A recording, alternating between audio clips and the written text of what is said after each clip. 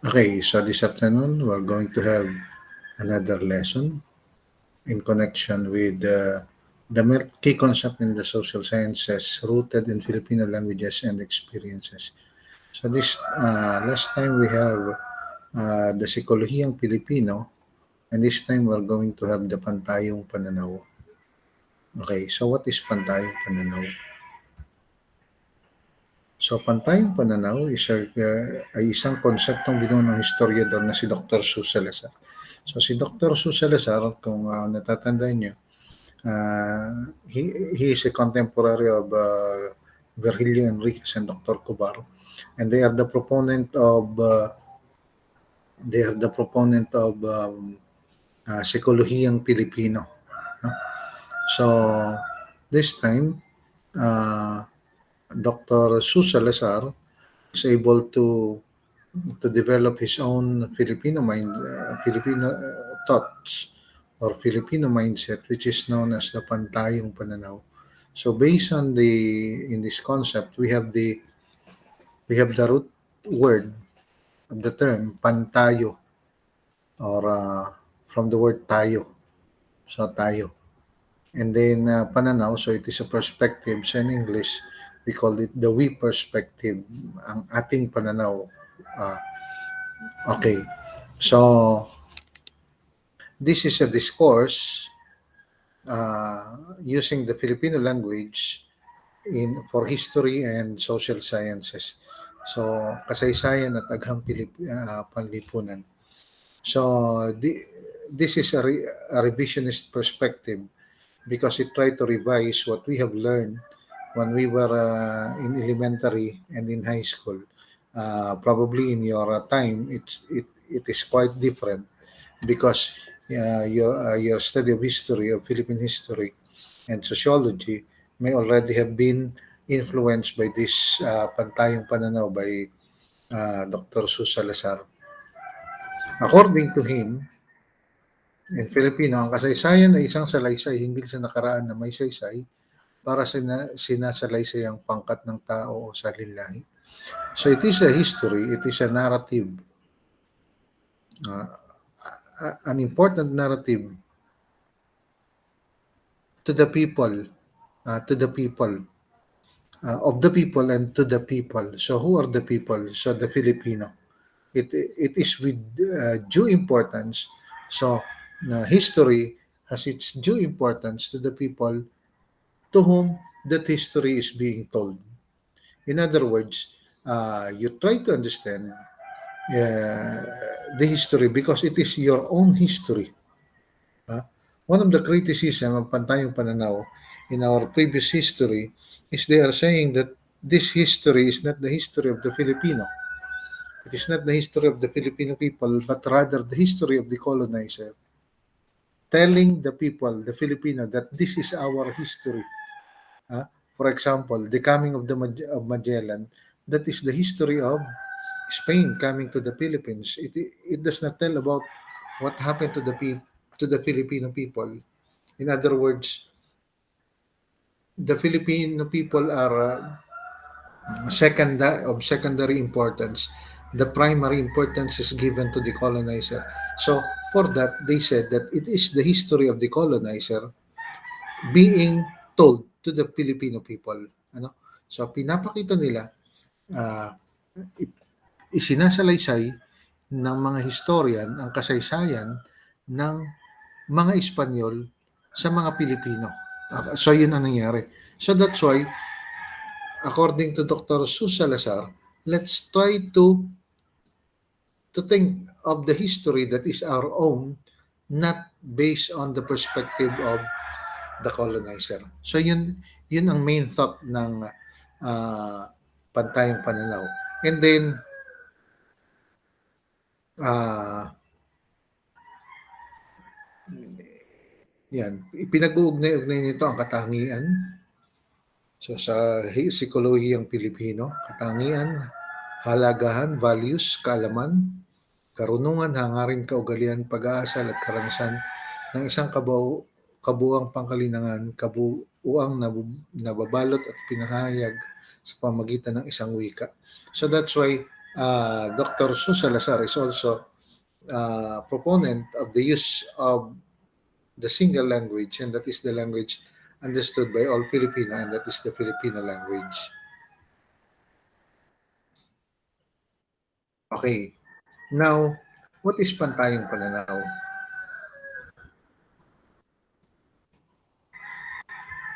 The we perspective is not the exact translation. Not it does not give the exact meaning in Filipino. Ano? Pantayo, meaning uh, our own perspective, is defined as a method of acknowledging the history and development of the nation based on the internal connectedness and linking of characteristic values, knowledge, wisdom, aspiration, practices, behavior, and experiences as a unified whole, a unity that is framed by and expressed in a single language that is within an autonomous, self-directed discourse of progress and civilization. This is a reality within any ethno-linguistic group among us or anywhere in the world with a singular wholeness and identity. So it is a unified idea based on Filipino perspective, not based on how the foreigner, how the colonizer see the Philippines. Like for example, to give you a Filipino perspective, uh, Rizal has written an annotation on the book by Antonio de Morga. Who is Antonio de Morga? Antonio de Morga is a Western traveler. So he traveled to the Philippines, an anthropologist, and he was able to observe the Filipino, uh, the Filipino community, the Filipino people, the Filipino culture, and he make a judgment. He make an idea about what the Filipino are doing, about what the Filipino are practicing. And then Rizal on his part tried to make an annotation and explain from Filipino perspective of what Morga has taught about the Filipinos. Ano? Like for example, yung very popular idea ng mga Western na ang Pilipino ay kumakain ng bulok na isda. Alin yung bulok na isda? Yung bagoong. Bakit bulok? Kasi maitim, kasi mabaho, ganun. But they later realized that it is not bulok na isda, but rather it is a preserved fish, a preserved dish, a kind of delicacy that only the Asians have. It is not popular only in the Philippines, but rather it's popular in almost all countries in Asia, especially in the Southeast. And then, sa perspective ng foreigner, sa perspective ng Western people, ito ay bulok na isda, which is mali. And there are Filipinos, there are people who has to correct it. Ganun din yung ginawa ni Rizal. Like for example, ang sabi ni Morga, tama daw yung mga Pilipino. That is from the perspective of the Spaniards. Bakit tamad? Kasi yung Spaniards tanghali nang gumising. Pagising niya, punta niya sa bukid, mga 10 o'clock in the morning, wala nang tatrabaho. Bakit? Kasi yung palang Pilipino, 4 o'clock pa lang, nagtatrabaho na. And then pagdating ng mainit na alas 10, tumitigil na siya at nagtutuloy na lang siya sa 2 p.m. By 2 p.m., yung mga Spaniards, yung colonizers, they are already having their siesta o nagsusugal. So hindi niya nakikita mga tao na nagtatrabaho. And they consider Filipino unproductive. Filipino as indolent. Why? Because they do not see these people working. Ano? So, ano yun? Pananaw yun ng foreigner. Pananaw yung ng mga uh, tagalabas. Ano? Pananaw of the people from the outside, which is different the way we understand what we are doing. Ano? So, kaya develop yan. Yung thinking na yan ng mga Filipino writers, historian, so it's represented by the pronoun tayo, denoting everybody, all of us, representing the whole population. The majority of Filipino disregarding social classes. In historiography, what is historiography? Writing history. It is writing historical experience representing not only the elite sectors and political leaders. If you read history, kahit world history, it is not the history of the people, but rather it is the history of the leader. Ano? Pag-aralan niyo ang history ng China. Pag-aralan niyo ang history ng Japan. Anong sinasabi nila? They tell about the history of the leaders, the struggle, the war. Ah, ano yung pinasok na gera? Sinong nakalaban? Sinong nanalo? It is not the history of the people. Uh, it does not voice out how do people feel about the changes that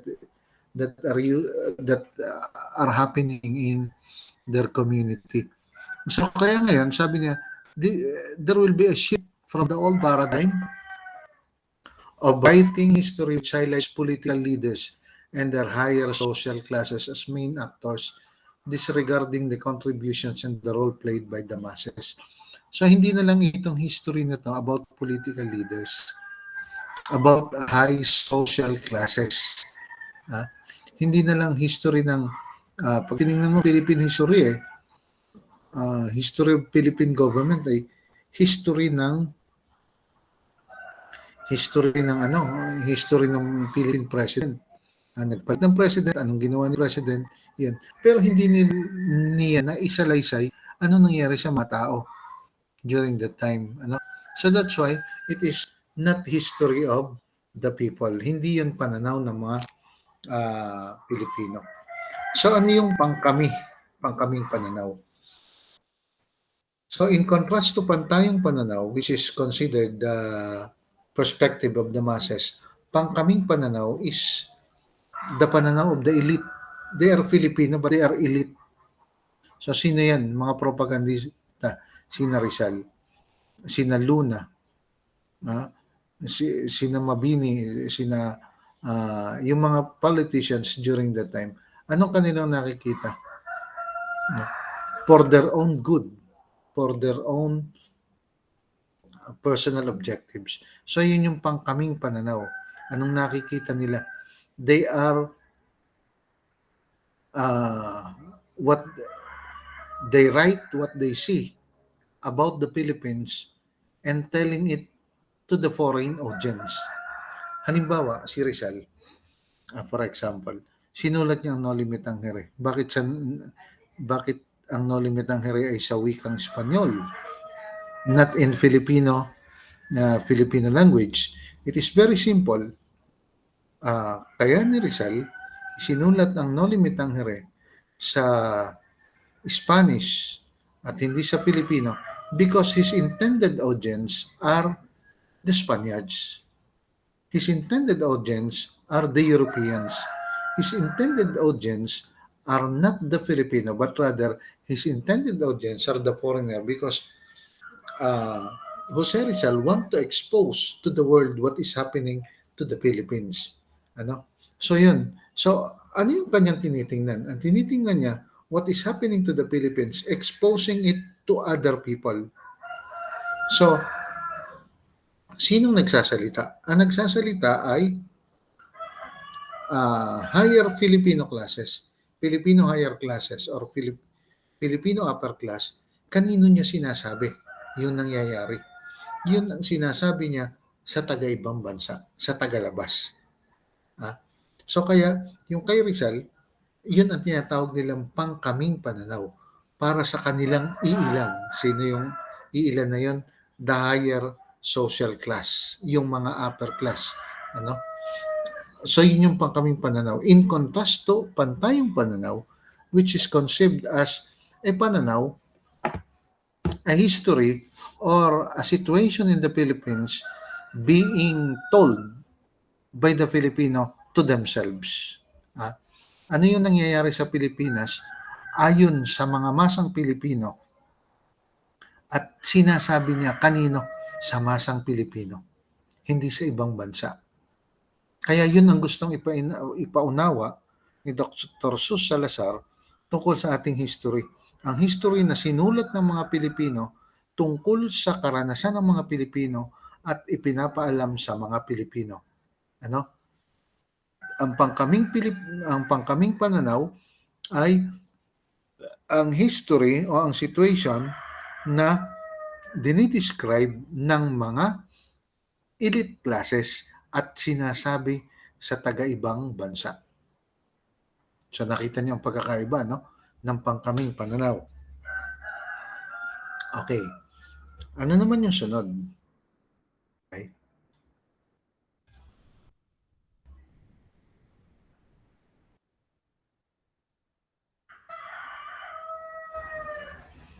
Ang kanilang pananaw. This is view from the outside. In Filipino language, it is characterized by the use of the pronoun kanila, denoting people who is not part of the group.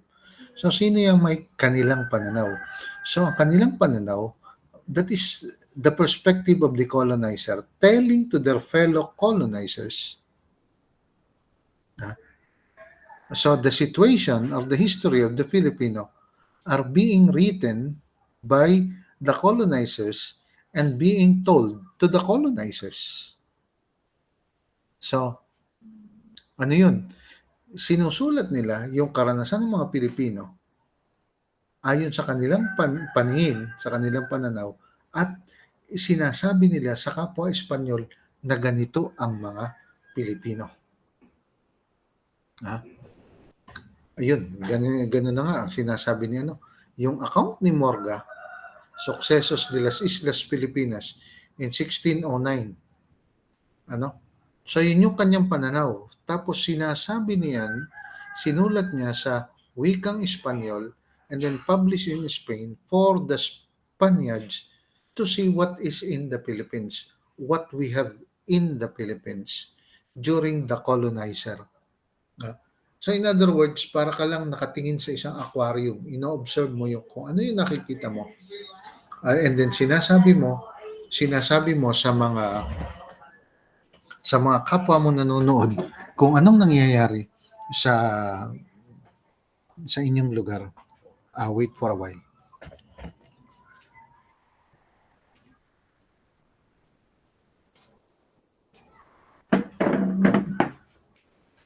May sumasabay sa kabilang kwarto. So, ang pangkanilang pananaw, so ang foreigner, ang writer, ang foreigner ang nagkukwento and then ang nakikinig sa kanila ay kapwa foreigner. So, in that case, walang involvement yung mga Pilipino. Ano? So makikita natin, walang involvement yung mga Pilipino sa pangkanilang pananaw.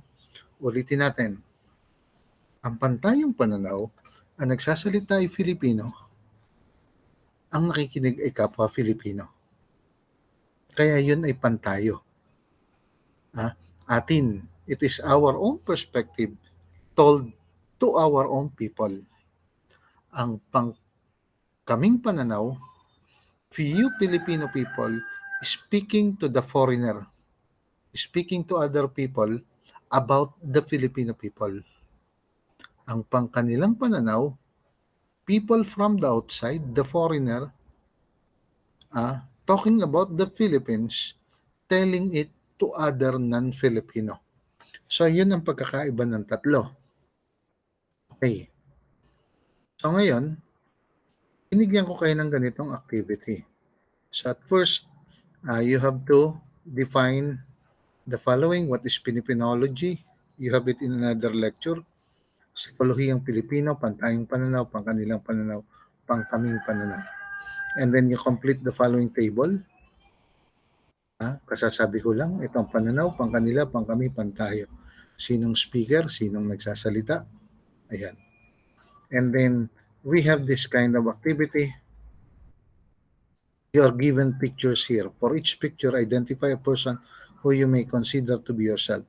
Choosing any of the given pananaw discussed earlier, try to describe the given event in 3 to 5 years. Sino ka dito?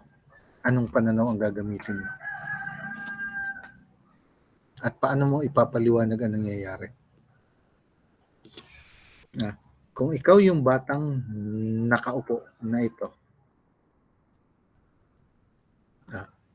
paano mo siya ipapaliwanag using pangkaming pananaw? So anong pangkaming pananaw? Pag sinabing pangkaming pananaw, kami lang ito, ilan lang kaming elite, sasabihin namin sa sa mga tao sa labas kung ano nangyayari.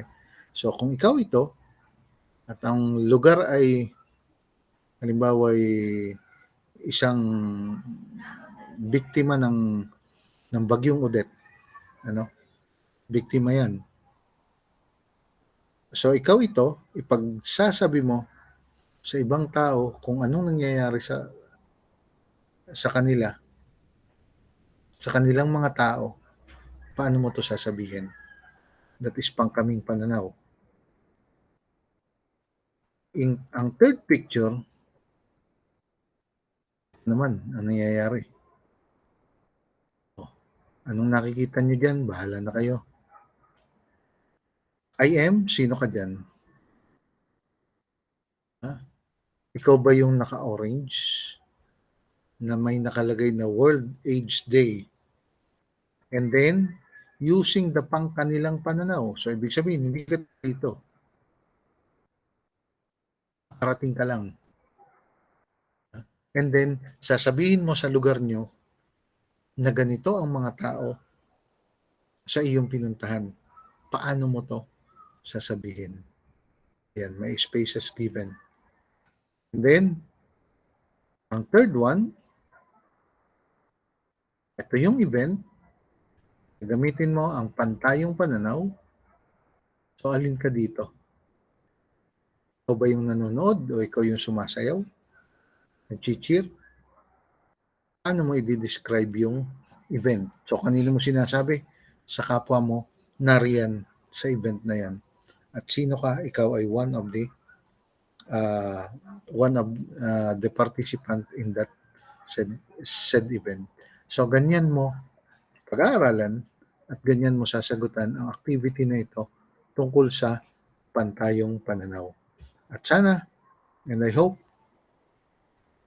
with this lecture and short activity, you learn a lot and you can be more productive in learning this or uh, in learning the competencies in for this subject. Okay? So thank you very much and once again, good afternoon.